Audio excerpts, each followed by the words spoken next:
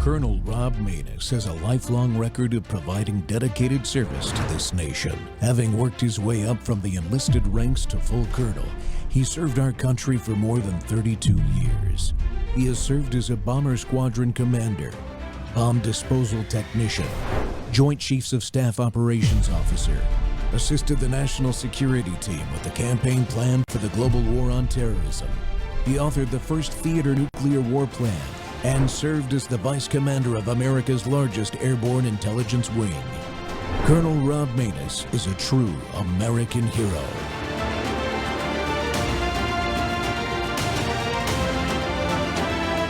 This is Rob Maness Live. Saying that he is sorry. Jay, if you're really sorry, you wouldn't be running. If you really understood the ramifications of what you said about an innocent mom and her children, you know Todd Gilbert. You served with him. Jennifer would come to the General Assembly. She would bring her children. We would see them run in the hallways. They were 2 and 5 years old at the time. This wasn't a hypothetical. This wasn't some figure that you know from far away. You actually know Todd. This is a flesh and blood, real husband. Jennifer is a real mom. These are real kids. How in the world could you ever show compassion and comfort a grieving mother that has ever lost a child to violence? Because, Virginians, there is no cry like the cry of a mother that has lost her child. A prosecutor knows this because they've stood in that courtroom. Jay Jones has never understood this because he's not a prosecutor. He's a politician trying to save his career. Welcome back to More War Monday. The Rob Maness Show's live on Worldview Tube and our X Spaces simulcast. The political war on American values, our children, and our parents is ongoing. And you know what? Virginia is ground zero in this political war. Parents holding school boards accountable there were labeled terrorists, spied on, and investigated. Parents fighting against boys being allowed to be in girls' locker rooms that led to multiple rapes were even arrested and prosecuted there. And now Attorney General candidate Jay Jones is exposed. You saw it right there. He's exposed for saying he wants to see his opponent's family, including his 2 small children, murdered as part of the political process. And he hasn't even been called on to drop out of the race by senior Democrat elected officials. I believe the root of all this lunacy is our government-run public school systems. And that's why I've long advocated for funding students over systems. And why I'm engaging right here in my new home state, Mississippi, to help further that cause and provide more education freedom for our parents and our students. Well, my guest today is the leader of our movement, especially among us parents. To get this mission accomplished nationally, I'm pleased to have Dr. Corey DeAngelis on as my guest today. First time he's been on the show. Corey is a senior fellow at the American Culture Project and a visiting fellow at the American Institute for Economic Research. He's been labeled the school choice evangelist and called, quote, the most effective school choice advocate since Milton Friedman. He's a regular on Fox News and frequently appears in the Wall Street Journal. DeAngelis also the executive director at Educational Freedom Institute, a senior fellow at Reason Foundation, an adjunct scholar at Cato Institute, and a board member at the Liberty Justice Center. And he holds a PhD in education policy from the University of Arkansas. We'll forgive him that, us Mississippi and LSU and Alabama fans. He's the author of The Parent Revolution, Rescuing Your Kids from the Radicals Ruining Our Schools. And if you haven't read that book, folks, you better get a copy of it. Corey, welcome to the Rob Maness Show, sir. Hey, Rod, thanks for having me. Hey, I appreciate you coming on. I appreciate you having the time. I feel like I know you, but we've never actually met in person before. But I've always supported your effort because you are the one American on social media that is everywhere when it comes to school choice policy and advocacy. But it's your mission has gone beyond even public schools and school choice and education freedom because of what we're seeing in our society now. This thing with Jay Jones, the Democrat nominee for Attorney General in Virginia, just blows my mind. Yeah, and it really especially the highlights how response. it really shows how the teachers union is nothing more than an arm of the Democrat Party. We already followed the money, and we saw that Randy Weingarten's union, Becky Pringle's unions at the national level funnel about 99% of their campaign contributions to Democrats. But now we're seeing this fall out of J. Two Bullets Jones in Virginia running for attorney general. He should drop out. I mean, the Fraternal Order of Police has called on him to drop out. Jason Miar is the incumbent attorney general there in Virginia, basically went scorched earth and forced him into retirement. I'd say it's amazing that he's still going on, Jay Jones, but the Virginia Education Association is still backing him. I mean, they could have made the argument before that they didn't know about these text messages, but once they've been called out about it publicly, they have turned off replies on their Twitter account, their X account. They blocked me on there. I've emailed them about 5 times. They have blocked me from all of their email accounts, not even just their general one, but all of their individual members automatically block my emails now. So it just really goes to show you that these so-called educational institutions are really more just political advocacy groups, and they have no form of accountability whatsoever. I mean, the public wants to know about this. Virginia parents want to know why the people responsible for educating kids are promoting a guy who wishes death upon children just because they happen to be his political opponents. He called for not just, he didn't just fantasize about shooting his political opponent, the former Speaker of the Virginia House. He wished death upon his children. And because he said, according to those text messages and the reporting, that he just wanted that guy his political opponent, to change his views. And he thought that if his wife could see her children die in her arms, that maybe then he would change. I mean, that is some sick, demented stuff. And for the teachers union to continue backing him, it just goes to show you we need school choice. Jay Jones should drop out, but we should defund the Virginia Education Association, and teachers who are not on board with this, is incumbent upon them to hold a union accountable to pull their dues. Stop funding these monsters that don't represent your views. You can now get alternative insurance from the Teacher Freedom Alliance for free. Donors are covering the cost. So there's no excuse. If you're a conservative teacher in Virginia and you see that this is just disgusting rhetoric, even if you're a Democrat, I mean, how could your union go forward and endorse a guy who wishes death upon children? You're the teachers union. What are you doing here? Pull your funding, get alternative insurance from Teacher Freedom Alliance, and have a clear conscience. Yeah, I think that's one of the things that really bothers me the most, Corey, is that the people that are Democrats, teachers, whatever, they're still funding Jay Jones's campaign. The teachers are still paying their dues to the Virginia Education Association, probably, just because he's a Democrat. Where have we gotten in this nation? I mean, this is just it's not small, but this is a piece of the bigger picture that I want to try to paint here today, that just makes it even more important that we do things like follow the money, like you talked about. I mean, do the teachers associations, the unions, do they get public funding? Well, indirectly. So the government school system is funded by taxpayer money to the tune of about $1 trillion a year nationwide, $20,000 a kid per year in the government school system. And that money is basically extorted from teachers to pay for these dues, because the district officials, the union officials, get them into these back rooms and basically tell them that if you don't pay your union dues, you're going to get sued and you're going to be in big trouble. And so they kind of twist the arm, put their thumbs on the scale. It's a form of Stockholm syndrome. They take these teachers hostage, and the teachers don't know any better. They just want to get into their role and do their job. They want to sign the paperwork and get on with it. But now there's no excuse for that. We're trying to educate the American public, specifically teachers. You don't have to fund these monsters anymore. And in fact, if they coerce you to do so, that is a violation of your First Amendment rights, because you can't be forced as a public employee to pay for your political opponents. It's as simple as that. It's a First Amendment violation. We won at the Supreme Court in a case called the Maness decision back in 2018.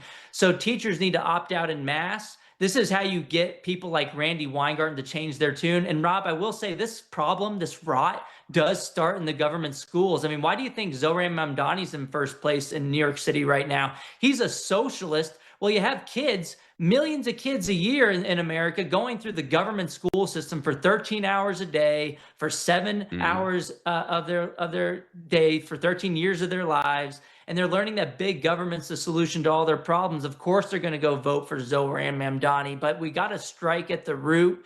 Conservatives can't just have more kids to fight back. The radical left has figured out that they can infiltrate the government school system. They don't even have to have their own kids anymore, and they can shape the direction of our country by using this brainwashing tool that authoritarians have seen time and time again throughout history. I mean, Lenin was credited with, quoted as saying that if you give us a child for 4 years, he will forever be a Bolshevik. So the authoritarians throughout history have seen that centralized control of the school system can mold the minds of future generations to keep themselves in power. And look, this starts at the very top with Randy Weingarten. She's promoting her book right now, calling conservatives fascist. You have people right now celebrating Charlie Kirk's assassination. Most of the time when I expose them on social media, they happen to be tied to the school system, either teachers. There's one in Chicago right now who was mocking the death of Charlie Kirk at their No Kings protest yesterday in Chicago. She's an elementary school teacher making over $100,000 a year in Chicago public schools. So don't tell me that the teachers are underpaid when it comes to these unionized districts where they have no accountability. But I mean, the rot has gotten so bad, Rob. I think you need to free families with school choice. We need to free teachers who are on board with this. And I think once enough of them leave, the union bosses will have to scratch their head and say, one, we don't have enough money to pay for politics anymore. And two, well, maybe if we start to focus on member benefits and education and not indoctrination, well, then maybe we won't lose as much money. And so you need competition. You need people to be able to vote with their feet, not just parents, but teachers too. And one last thing I'll say is that the NEA, which is the national organization of the Virginia Education Association, it happens to be the largest labor union in the country. They passed resolutions at their annual meeting this year that had everything to do with politics, read more like a declaration of war on the Trump administration than anything else, had nothing to do with education. And in one resolution, they spent thousands of dollars and they passed it to call President Trump a fascist. And in that resolution to call Trump a fascist, they misspelled the word fascism, of course, because that's just what we expect. It's beyond parody every day. But they're supposed to be representing educators, and they can't even spell when they're trying to call names, trying to label our president as a fascist. But this goes to show you, Rob, this starts at the very top, and I think it's the union bosses more than anybody else. There's a lot of good teachers who are not okay with this, but it's up to them. They can't just say, I'm not on board with this. They have to actually act and defund the Virginia Education Association if they're not going to pull their endorsement of Jay Jones. I mean, it's just beyond the pale. I mean, this guy called for death upon children over a political disagreement, and you had the people who are supposed to be educating the children endorsing him and then not providing any statement as to why they're continuing to do so. But they did sign on to a letter that was circulated just today with a bunch of progressive groups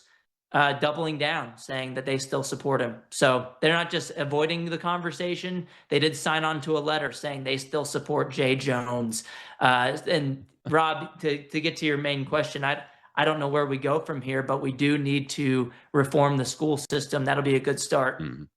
Yeah, I'm with you. Look, I'm not opposed to public school teachers. I have my dad's family, his brothers and sisters. There are 3 or 4 public school teachers between the directly related and in-laws and things. So that is not the issue for me. It never has been. It's about competition so that we can eliminate this ideology, that indoctrination that's being foisted on our kids, and it's Marxism is what it is. And now you get this Mandami guy who is a Marxist Islamist background individual on the city of 9/11.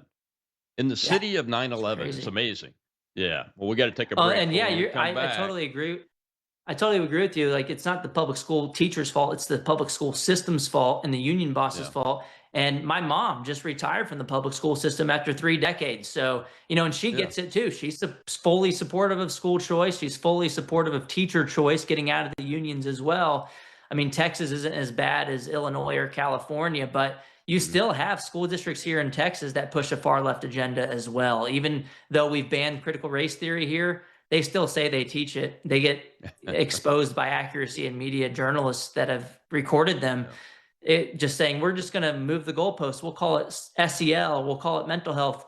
But they're still doing the same stuff that they're doing in the blue states. Oh, they sure are. It's happening here in Mississippi too still, and we've got to get our arms around that. We got to take a commercial break. When we come back, we'll see a little clip from governor candidate Winsome Sears and talk about why Spanberger is not opposing Jay Jones, but also why are racists going after the Black African-American woman, Marine Corps veteran, Winsome Sears.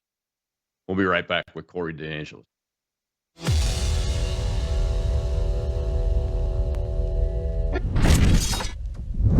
You woke up with a sore throat and a low-grade fever. You know you are getting sick, so here's your choices. You can get sicker and miss work. Try to see a doctor this week or sit hours in a crowded waiting room at urgent care. I have a smarter option for you. Open your medical emergency kit. Match your symptoms to doctor-recommended prescription in your booklet and take the right meds now and get well faster. This is not a first aid kit. It's like having an urgent care in your home. It includes doctor-prescribed medications to treat over 39 medical issues like respiratory infections, strep throat, pneumonia, UTIs, and more. No waiting to see the doctor and no standing in line at the pharmacy. It's right here. Every home should have at least one medical emergency kit, and here's how to order. Go to worldviewhealthcare.com. Your kit to treat dozens of common and serious illnesses is rushed to your door. worldviewhealthcare.com. That's worldviewhealthcare.com. The emergency kit available at worldviewhealthcare.com. Make sure you don't have to go to urgent care. I got pneumonia. I didn't have to go. I took this last year. Stayed at home. Went to bed.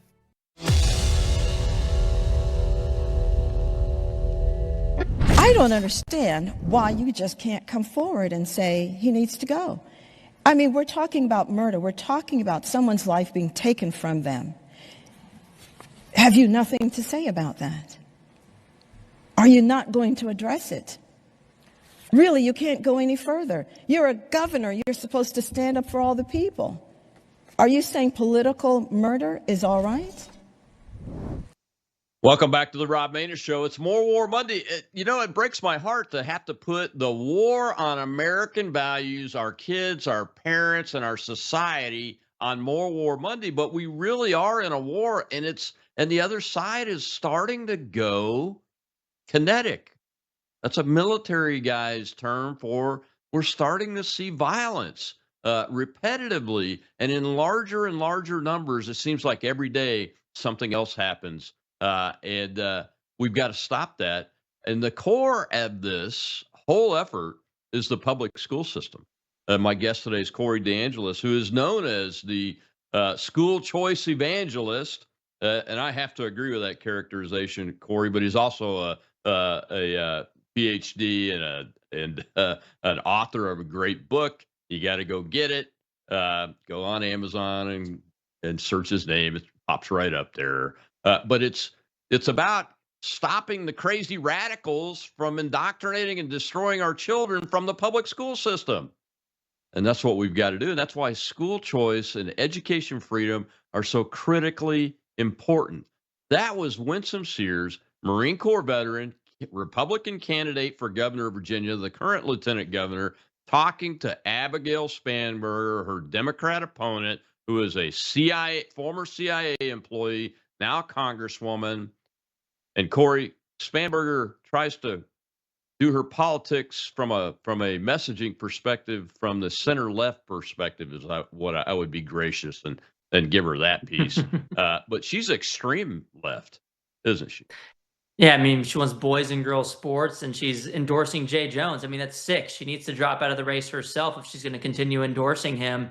And I mean, when I saw that clip that you showed a second ago, Rob, of Winsome Sears repetitively asking her, like, you're really just not going to say anything about this? I mean, you're endorsing a guy who wished death upon children, and you can't just say that you condemn this and that you're not going to support him. I mean, Abigail's response to the moderator was basically that, well, the voters are going to decide. Yeah, well, the voters can decide, but yeah, he can still stay on the ballot, but you don't have to endorse him, right? So you're putting your thumb on the scale and trying to get the voters to vote for him. So it's not just the voters getting to decide. If the voters are just getting to decide, you take your endorsement off and then let the voters do what they're going to do, regardless of where you stand on the matter. But Abigail, this looked really strange there. When I first saw the clip, I thought it was like edited for a second. I had to go back and rewind it and check it out again because it was just so awkward and very well done by Winsome Sears with those effective pauses, just like letting her have that silence of like, you're really not going to say anything about this. And it was multiple times. The moderators asked her multiple times. It wasn't just this clip being taken out of context or anything. This was throughout the debate several times. And Abigail she just couldn't bring herself to say, you know what, I'm not going to endorse him anymore, but the voters can have their say. And if he wants to stay on the ballot, fine. But she didn't do that. She's sticking by him. And that's just, it's a really low position for her to be in. Hopefully it drags her down as well on election day, because Jay Jones, the polls have flipped.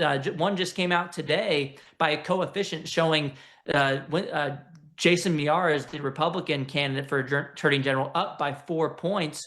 And the betting market shows a 70% chance of Jason Miyares, the Republican, winning the Attorney General race as well. So hopefully that has some effects that are beneficial for Winsome Sears, because it's just sick for Abigail to just not even look at Winsome Sears. I mean, that was another thing. It's like, why won't the white Abigail Spanberger even look at the black woman on stage? I mean, you can't even give her that modicum of like decency or respect to, maybe you don't respond directly to her question, but maybe look at her. I mean, it just was really off-putting, and hopefully voters see that going into election day. But, the Virginia Education Association backing Winsome Sears, I just posted on X that statement that they signed into backing Jay Jones, the guy who wished death upon children. It goes beyond the pale. And Abigail should be ashamed of attaching herself to Jay Jones as well. Yeah, she should.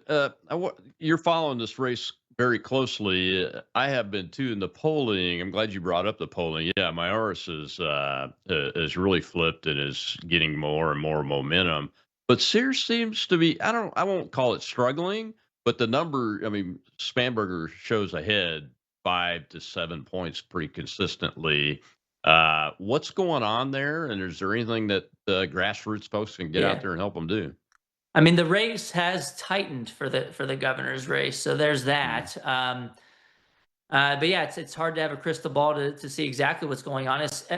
I mean, obviously, Jason Miyares is the incumbent; he has that going for him. But the scandal was most closely tied to his opponent. Obviously, Jay Jones is Jason Miyares' opponent, whereas Abigail Spanberger endorsed Jay Jones, but she's not the actual person who said that in the text messages. So it's a little bit of a looser connection. So maybe that's why things haven't shifted as quickly. But I think post-debate, we're going to see the momentum continuing in Winsome's direction, especially after, I mean, there was another kind of viral piece of that debate where Winsome Sears was pressing Abigail on her position of having men going to girls' private spaces. And Abigail, again, she just sat there frozen. She went into this word salad response, and she did this with the media after the debate as well, and was just basically just like Kamala Harris, basically just saying a whole bunch of nothing, just going around in circles. And it's like, do you support boys and girls sports or not? And she just couldn't answer that during the debate. She basically indirectly responded by saying, well, we're going to leave it up to the local teachers unions in the area to figure that out. I'm not going to weigh in because she knows that the teachers unions have a lot of sway at the district level. And basically that's going to be the policy that is applied. That's why during the debate, they talked about Governor Youngkin doing an executive order saying, you know, we got to uphold Title IX. We got to protect women's spaces based on biological sex, not on made up gender identities. And so Abigail Spanberger has basically said this a roundabout way of saying that she does support boys and girls sports by saying we're going to leave it up to the teachers unions in the area. So of course they're going to inflict their lefty politics on young women and young girls.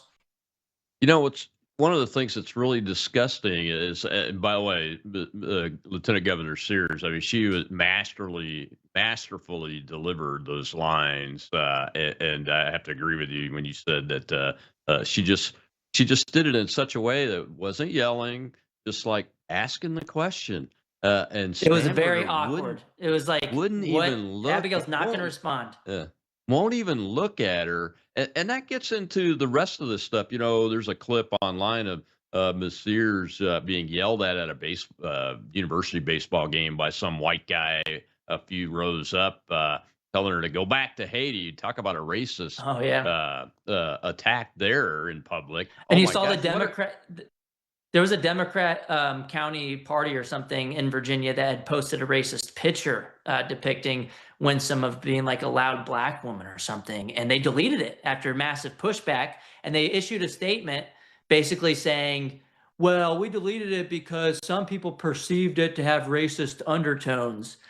Well, maybe because it did have racist undertones. And that's why you're deleting it, because you know you're wrong and now you have egg on your face. And so, yeah, it's just disgusting that you have the Virginia Democrats kind of going through this kind of rhetoric. And remember at the beginning, kind of earlier in the campaign season, I believe it was at a school board meeting, one of the Abigail Spanberger supporters had a sign saying that if you're not going to let boys and girls bathrooms, then I'm not going to let, they were saying, I believe they were saying black people at water fountains. I mean, they were going back to Jim Crow era, having separate but equal, and all over this gender insanity stuff. It's like, if you care so much about having people who are confused going and invading girls' spaces, whether that's getting them injured on the soccer field or playing in their sports teams or taking away their scholarships from them, or going into more intimate places, more where you know, in locker rooms or bathrooms, where there could be real big problems, like you mentioned earlier, that happened in Virginia in the past. And, you know, and they care about that so much that they're going to go and kind of pull this kind of racism by saying that we're going to go back to Jim Crow segregation if they don't get their way on the transgender insanity. It just goes to show you how far, you know, how crazy the far left has gone. And it's right front and center in this governor's race in Virginia. And I will say there was a debate at the governor's race. It went well for Winsome Sears. Abigail looked extremely awkward and unlikable. People on X were telling me that she looked like Hillary Clinton. They were getting Hillary Clinton vibes from Abigail, just so unlikable, just like a horrible person. And then with Jay Jones, you have his text message scandal. Even the polls are already showing, the betting markets are already showing he's done. He should drop out. He should listen to the Fraternal Order of Police and drop out. He debated, and that debate didn't go well for him. Right after that debate where Jason Miyares was just sticking it to him again and again, every single question, he would go back and remind voters of the text messages. He would remind voters that Jay Jones is a political operative, not a legal operative. And so he has no business running for attorney general. Jason Miyares hit that over and over again. But where's the lieutenant governor's debate? You know, John Reed, the Republican's been calling for debate. He's a very respectful guy. There's no reason not to debate him unless you're afraid of him. And that's Senator Hashmi, the Democrat in Virginia, who's running for lieutenant governor, nowhere to be found. She knows it's a no-win situation for her to discuss the policy issues with this guys, because she is on the wrong side of every single 80-20 issue that the Republicans are winning on. And so, That's another thing that should be addressed. Like there should be a lieutenant governor debate as well. I mean, the voters got to hear the attorney general debate. They got to hear the governor's debate. Well, where are the lieutenant governor? Where's the other statewide office candidates? Where's the lieutenant governor's debate? So I'd like to see that. Yeah, I would too. I would too. I didn't realize that they weren't doing a lieutenant governor's debate. It's a terrible thing that they have to be so scared of their own policies that they can't run on them. Well, maybe they shouldn't get elected, folks. Don't vote for these people. Well, Corey, we got to take another commercial break. When we come back, we're going to show that very short clip of the school teacher. Lucy is her first name. And it's terrible. It's terrible. Mocking Charlie Kirk's murder. We'll be right back with Corey DeAngelis.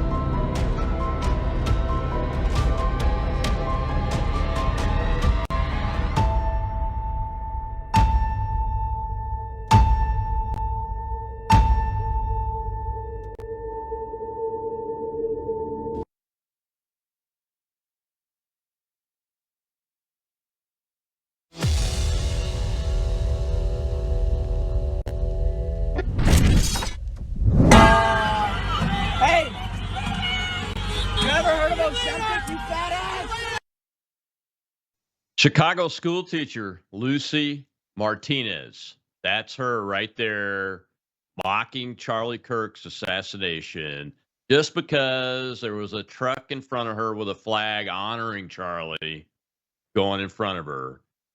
So she gets riled up, but she's a public school teacher. Nathan Hale Elementary in Chicago, folks. Nathan Hale Elementary. And my guest today is Corey DeAngelis, the school choice evangelist, and much, much, much more. Corey, you mentioned her, Lucy, in the previous segment, and that she makes $100,000 a year.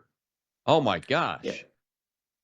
Yeah, she makes over $100,000 a year. I mean, I found the not open secrets, it was open payrolls. They show government employees' salaries. And the latest data they had was from 2023. So it's probably higher now, but it showed 103,000 and some change. So, you know, this is an elementary school teacher. I went and looked at the principal there as well. People are emailing them in mass right now. I've emailed the principal as well, haven't gotten a response. I called the school earlier today. They have a lot of different options about, you know, press this if you want to talk to this person, this if you want to talk to this person. I tried them all. It goes to a full voicemail box on every single one. So they're getting a lot of inbound negative feedback right now. And some people like me, I just wanted to call to get a statement. Like, what is your statement? Because they haven't said anything publicly about it. But you see this woman, of course, she's a member of the freaking Chicago public school system where they have 55 public schools with not a single kid proficient in math, despite them spending $30,000 in taxpayer money per student per year. These are failure factories in Chicago, and it shouldn't be surprised us when you have people like this who are in control of trying to teach kids. I bet you she's injecting that politics into the classroom. She's probably not teaching the basics. I believe she's a STEM teacher, so she's supposed to be focused on the hard sciences, math and science, but I bet you she's failing at her job doing that. She's going and protesting in these No Kings protests, which were backed by Randy Weingarten's American Federation of Teachers, by the way, who they were one of the chief sponsors of this event. I found another video today that someone had replied to me that they had found on her husband's Facebook account. He was live streaming the event. And what it shows is the angle that the husband was recording from right behind the teacher. And so we have both angles. you can see what the teacher was looking at, and it's very clear. It's a red truck that's passing by that has a boy holding a flag that just says, Charlie Kirk's a hero, 1993 to 2025, honoring his legacy and his life, basically. And she's over there doing that motion, mocking his assassination, getting shot in the neck. And so the school knows that they're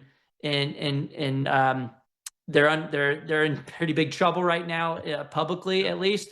They shut down their website yesterday once this went viral. I thought they had just taken her off the website, but no, you go to any web page associated with Nathan Hale Elementary School in Chicago, it says we're currently under construction. So they've taken the website down. You try to email them, they don't respond. You try to call them, it goes to a full voicemail box. Nobody answers. And so still, it's the end of the workday basically for the public school system. I haven't seen anything of some sort of response or statement, and hopefully they say something by tomorrow. But really, either way, whether they say something or not, this shows you that parents, eternal vigilance is the price of liberty, and you need to pay attention what's going on in your child's classroom, because you may have 5 teachers that are great at the public school, but if you have 1 or 2 or a couple of the others that are like this lady, they are helping, whether you like it or not, they're raising your child for that certain period of time throughout the day. They are taking care of your child, and they are probably letting their bias into the classroom, whether directly or indirectly. Your kids are going to learn from that. Kids are like sponges. They learn everything around them. And so, even if it's not a conscious decision of the teacher to say something negative about Trump, or to, just the way they act about information that they're hearing around them, that kids are going to pick up on that. So you should homeschool your kids if you can. I know that's really difficult, but push for school choice as an alternative solution as well. And what's really sickening here, Rob, is that Chicago used to have a school choice voucher program, a scholarship program for low-income kids. It was a tax credit scholarship program. And about 9,000 kids were using it until 2 years ago in 2023. The Democrats in the legislature did not lift a finger to save that program. It was a 4-year or so pilot program that was set to expire. The legislators were required to go and vote to extend it. But since they did it, they basically said, put the blinders on and let these low-income kids lose their scholarships, forcing them back into dangerous schools that don't teach a single kid how to read, write, or do math. And all for what? Because they're owned, they're in bed with the teachers unions. Because why? Politicians care about money, and the Democrats control Illinois right now, and they are ultimately a wholly owned subsidiary of the teachers unions, who give them so much money. And that's why Randy Weingarten and Becky Pringle have so much sway over the school system and over blue state education systems.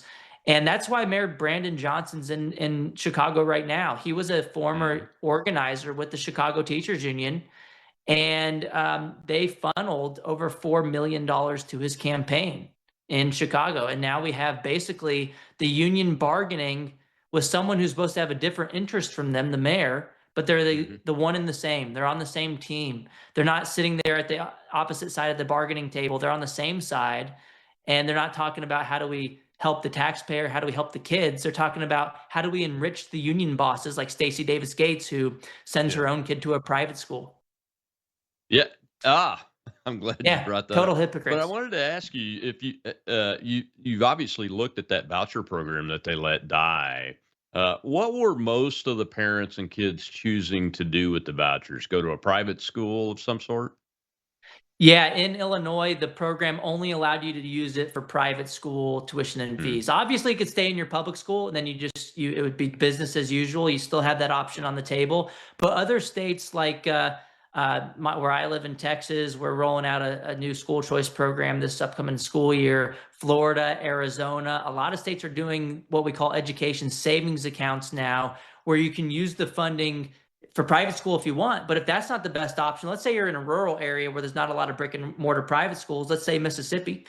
If you want to do a homeschooling scenario, You can use an ESA funding to pay for homeschool curriculum. You can use it for micro schools, kind of like this re-envisioned one-room schoolhouse. I was in Yeah. Florida actually a couple weeks ago with this school called the Academy at the Park, and it's in the middle of kind of wilderness. It's really cool, and the kids kind of use this Waldorf style curriculum that the homeschoolers use oftentimes, where you're learning about physics in the classroom, but then you go and you make a bow and arrow to apply those concepts to the world around you. So I think that's how real work learning actually happens.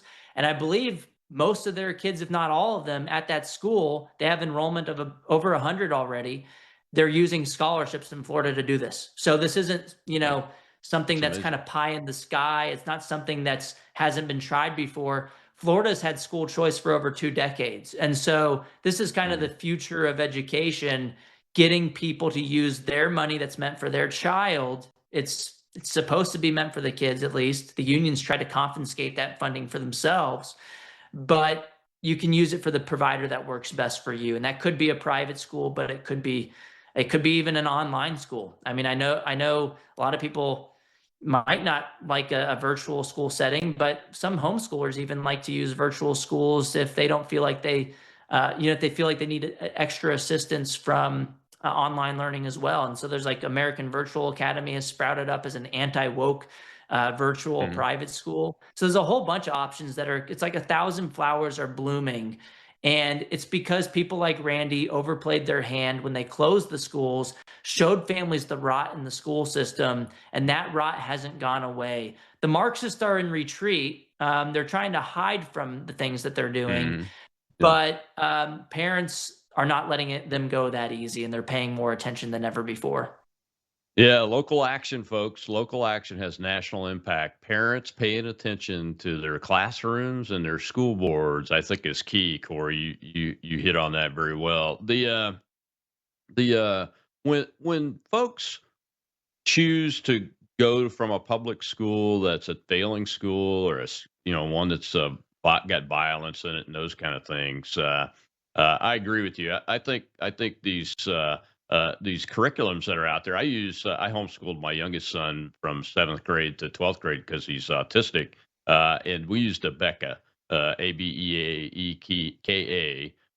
which is a combined, not technically online, but uses digital content and everything. But he has come out. He's 21 now, and from an American values perspective, I mean, he's come out as an American kid that wants to be an automotive mechanic, has taken welding and gotten certified in structural welding, and is looking to go that type of profession. But it's his well-being that when I ask him about, hey, are you? He's got a job, so I ask him, how much are you saving? Because I've taught him, pay yourself first, and build up some savings for emergencies and everything. And we were talking about the government shutdown and how it's impacting his brother's small family, who works as a civilian for the Air Force, and is furloughed right now. And my son said, well, Dad, I've got so much money in the savings account. If it were to happen to me, I would be okay. And that's the way he's been ever since he graduated from high school, when I would have these little discussions with him about simple things like jobs, financing, and everything. It's a very basic American focus on save, work hard, don't buy into the craziness. And now he's going to be looking at, starting a family here soon, I'm sure. There you go. And that's the ultimate goal, right? Charlie Kirk said it best: get married, have children, pursue the eternal, seek pure joy, and pass down your values.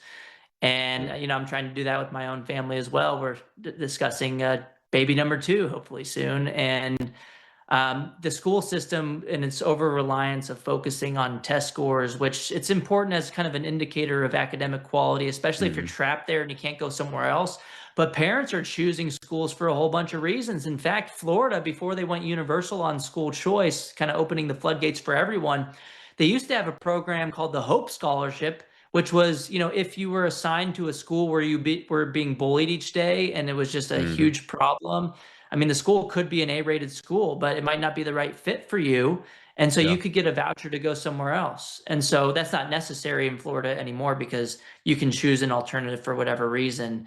Whereas in the past, they were kind of income targeted. And then also they'd have for special needs kids, they'd have it for all these different groups. And one of the groups was if you were being bullied, you can go somewhere else. But that really highlights that choice is important, not just for improving academic outcomes, but for getting kids into a safer institution.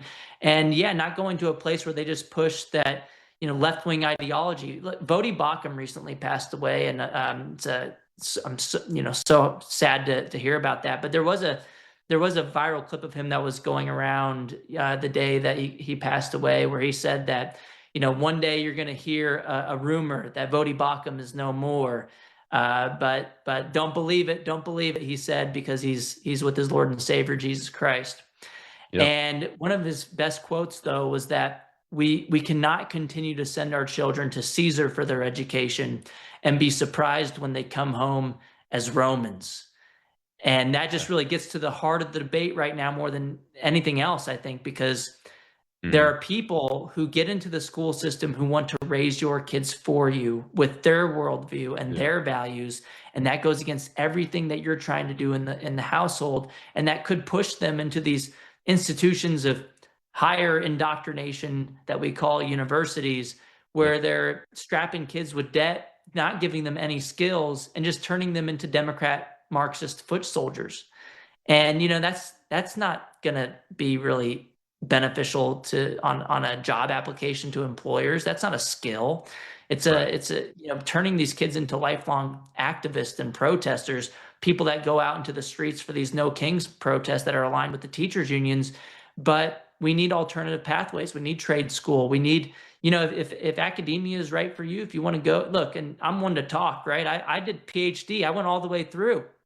Yeah. I thought I was going to go into academia, but I could have probably done better if I did an alternative pathway where I could get on the job training sooner, become an activist for school choice even sooner, start to write sooner. Yeah. Because, most of these degrees are just a credential treadmill where you're just getting a piece of paper. It's not actual skills that you're attaining for the vast majority of the time. And, along the way, while you're not getting skills, you have forces and powers at B in that system trying to sway your political persuasions. It didn't work on me, but, I'm kind of an exception to the rule, I believe. And I thought I was going to go and be a professor, but I started to see really quick that, hey, everybody around me disagrees with me and they don't really want to publish what I'm writing, because in one of my peer reviews, I'll just give you a little secret, Rob, that I had a study. My first one found that school choice reduced crime in Milwaukee.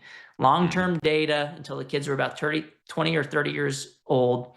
And we found a reduction in crime associated with school choice. The peer reviewer at one of the initial journals we submitted to said, well, it sounds like it's a causal relationship. It's rigorous, but you didn't talk about how the results related to whiteness, structural oppression, and power. Wow. So they've been doing the CRT thing for a long time. And I said, to hell with this. I'm going to go somewhere that kind of rewards me for my beliefs as opposed to trying to work on this uphill battle nonstop. And so absolutely. it's a wild institution. We got to go to our last break real quick, Corey. When we come back, though, we'll hear from Tate Reeves, the governor of Mississippi, and I want to get your take on the next level of the movement of education freedom in Mississippi, which has got a program called the Mississippi Miracle at this point, which is something that we did actually in the public schools at the created a third grade reading gate, which seems to be working well. But we've got a long way to go, I think. We'll be right back with Corey DeAngelis.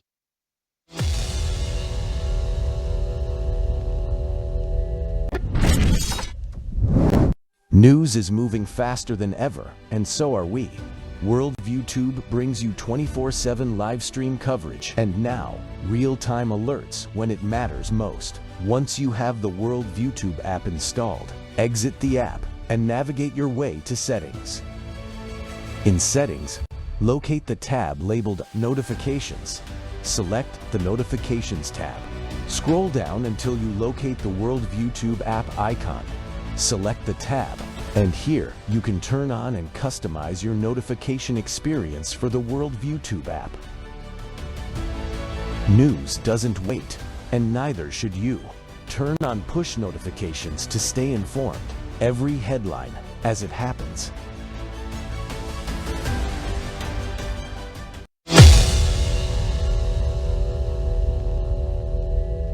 We should fund students, not systems. We should trust our parents, not bureaucrats. And we should embrace education freedom.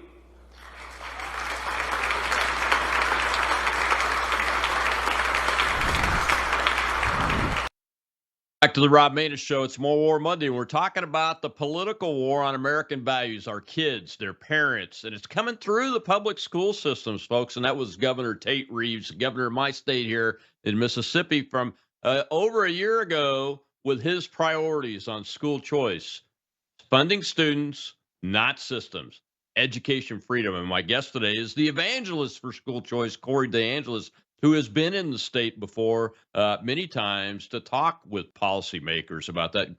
And Corey, Speaker of the House, Jason White's he's reprioritized school choice again this legislative session that's coming up, and I'm excited about it.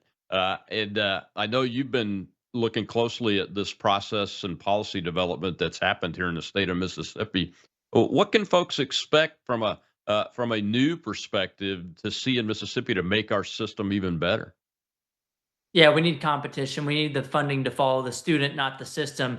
That clip from Tate Reeves is music to my ears. I mean, sounds familiar, doesn't it? I came up with the catchphrase, fund students, not systems. Yeah, I don't think I wrote his speech, but it's great that people in power are listening. And earlier this year, I got into a little bit of a spat with the we've been talking so much about Virginia, the Mississippi Democrat Party on social media, where they started to say something and they use ChatGPT to write their responses. They do this with a lot of their things. And you can tell by certain things that they do whenever like a statement says like, it's not just this, it's that, like you can tell like certain things that ChatGPT does over and over again.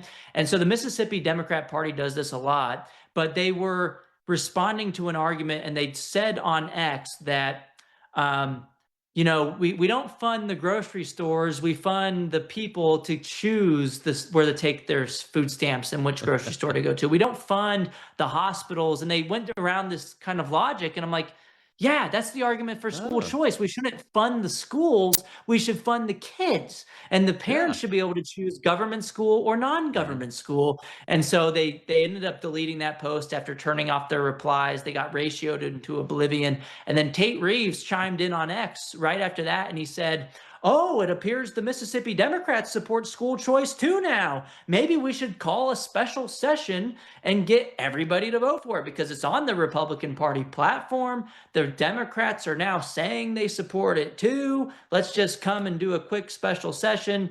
I think he was halfway joking, but I kind of responded on X saying like, no, you should actually do this. You have supermajority control of Republicans, even without the Democrat vote in Mississippi. You should be able to get it done. I do see, shout out to Speaker Jason White leading on the issue very strongly this year, saying that is his top priority, education freedom. And I know there's a little bit of a hang up in the House. I've heard word on the street in Mississippi that the leader of the Senate, Delbert Hoseman's the hang up in Mississippi.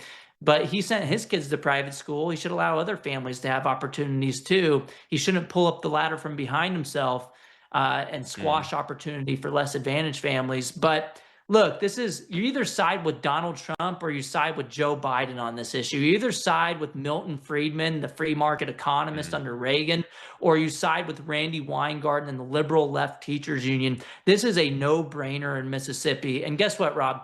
17 states have already passed universal school choice, meaning, everybody gets access. We're not picking winners and losers anymore. It's really going from 0 to 100 real quick. 17 states have done this since 2021 in 4 years alone.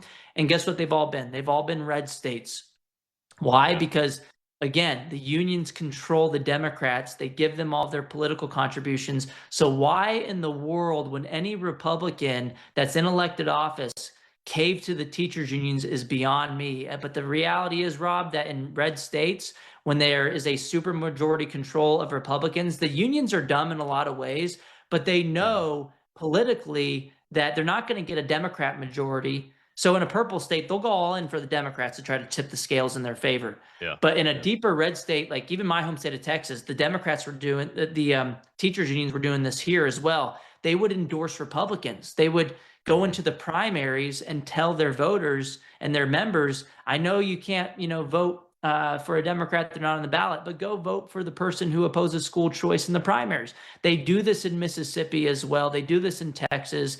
Thankfully, we beat those fake Republicans in the primaries in 2023, and now 2/3 of them who voted against school choice lost their seats immediately. But this has basically become a parental rights issue. It's a GOP litmus test issue.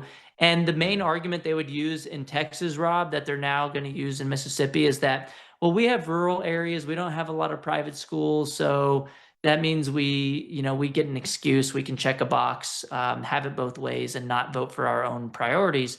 But, well, if it's true you don't have a lot of private schools, then you should be the last person arguing this is going to defund your public schools. Because if there's nowhere else to go, then you're fine. You should have nothing to worry about, especially if your public schools are so great.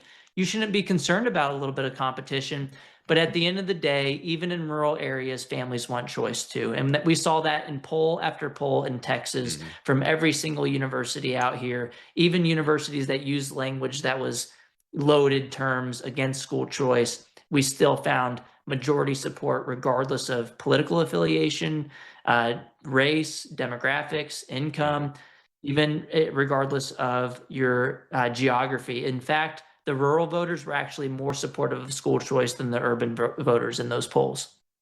That's interesting. The one issue I've come across, I interviewed a conservative talk show radio show host. You may have been on a show before, Clay Edwards, who's out of Jackson, a little bit over a week ago. And he said what he's hearing from parents in that area was about the moral rot in the Jackson and the Delta public school system being transferred out to other systems that's going to cause problems. And 24 hours later, Corey, there were 5 homeschool shootings in schools in Benny Thompson's district, which is Jackson and the Delta and those kind of things. So kind of put a fine point on that.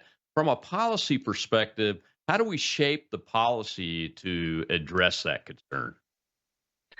Yeah, I mean, private schools need to have as much autonomy as possible. And that's basically how the bills have been crafted in recent years, where the private schools can keep their discipline standards, they can keep their admission standards.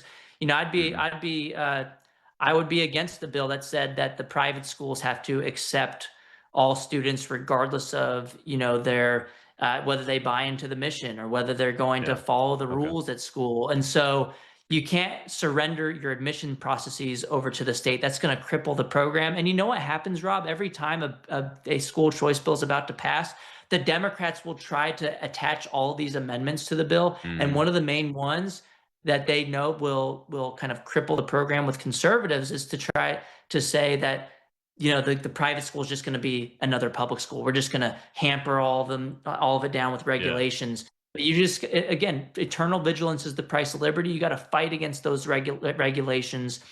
And the government can already regulate private and home education today. The best way we fight back against those authoritarians is to band together, build a coalition. What better way to do so than to have school choice, have more people benefit from private and home education, then they'll be more likely to have an incentive to fight back against government overreach in the future. So I hear the concern, and school choice will reduce the likelihood of those problems happening, especially if you craft the bill the right way. So voters should pay attention. Look at what's in the bill. If there's a poison pill amendment saying that you have to teach CRT, which, by the way, a bill has never passed with that kind of amendment in there. There is no school choice program in America that requires you to teach CRT. I think that would be a First Amendment violation. I think it would get struck down in the courts anyway.